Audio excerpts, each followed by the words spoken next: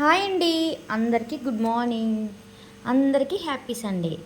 ఈరోజు సండే ఎలా సెలబ్రేట్ చేసుకున్నారో మీరు నాకు కామెంట్లో చెప్పండి. నేనైతే ఫుల్గా బిజీగా పనులు అయితే చేసుకున్నాను. ఇంకా సంక్రాంతి వస్తుంది కాబట్టి క్లీనింగ్ చేయడం అయితే సెక్షన్ ఈరోజు నేను పెట్టేసుకున్నాను వాకింగ్ చేసి వచ్చిన తర్వాత. ఎందుకంటే ఇంకా టైం లేదు, 1 వీకే ఉంది కదండి.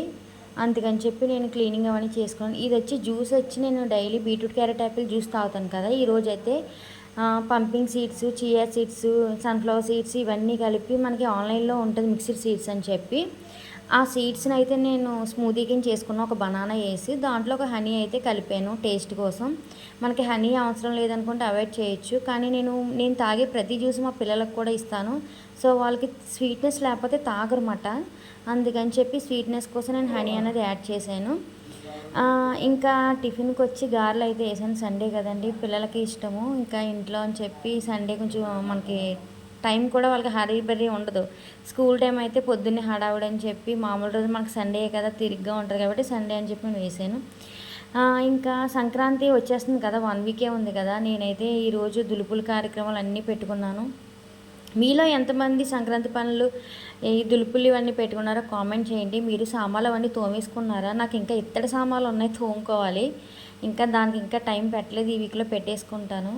అందరూ చాలామంది నన్ను ఇత్తడి సామాన్లు కట్ట ఎందుకండి, అమ్మేసుకోవచ్చు కదా, ఈ రోజుల్లో ఎవరు క్లీనింగ్ చేస్తున్నారని అని చాలామంది చెప్పారు. నాకైతే చాలా ఇష్టము ఇత్తడి సామాన్లు, అందుకని చెప్పి నేను వాటిని అసలు అమ్మను.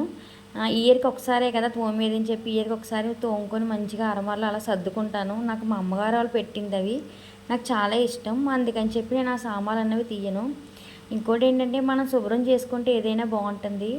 అది ఇల్లనే కాదు, వస్తువైనా సరే మనం ఎంత నీట్గా దులుపుకొని సర్దుకొని చేసుకుంటామో అంత అందంగా ఉంటుంది. ఇంక ఈరోజు అయితే నేను ట్యాప్స్ అని చెప్పి షింక్స్ ఇవన్నీ వాటి పని అయితే పట్టేశాను. ఇంకోటి మనకి షింక్ కాడ దగ్గర ఉన్న ట్యాప్స్ ఒకటి చాలా డర్టీగా అయిపోతాయి కదా మనం రోజు వాడడం వల్ల. పప్పల సోడా అని చెప్పి మనం వంటల్లో వేస్తాం కదండి సోడా, అది ఇంకా మామూలు సాల్ట్ వేడి వాటర్లో వేసేసి కొంచెం నిమ్మకాయ పిండేసి అది షింక్లో వేసి వదిలేయండి నైట్. అలాగే ట్యాప్స్ కూడా స్ప్రే కింద చేసి వదిలేయండి. మొత్తం వదిలేసిన తర్వాత మార్నింగ్కి మీరు చూస్తే మొత్తం జిడ్డు అన్నది పోతుంది. షింక్ కూడా చాలా తెల్లగా వస్తుంది.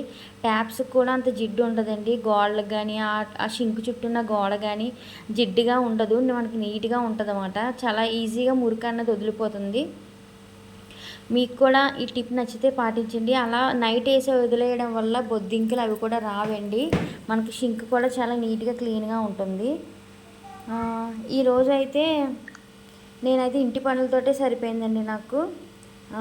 నేను చెప్దామన్న మెసేజ్ ఏంటంటే, తాళాలు తయారు చేసేవాళ్ళు తాళంతో పాటే తాళం చెవి కూడా తయారు చేస్తారు. అంటే ఒకటి లేకుండా రెండోది తయారు కాదు కాబట్టి తాళం కప్పతో పాటు తాళం చెవి కూడా కావాలి. అలాగే పరిష్కారం లేకుండా ఒక సమస్యను భగవంతుడు మనకు సృష్టించడం అన్నమాట. ఎందుకంటే మనం ఆ సమస్యకి పరిష్కారం ఉంటేనే మనకు భగవంతుడు సృష్టిస్తాడు. కాబట్టి ఏ ప్రాబ్లం వచ్చినా దానికి మనం బెంగ పెట్టుకోకుండా దానికి సొల్యూషన్ కూడా ఉంటుంది.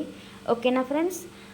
ప్లీజ్ నా వీడియోని లైక్ చేయండి, సబ్స్క్రైబ్ చేయండి, ఫాలో చేయడం మాత్రం మర్చిపోకండి. Bye bye.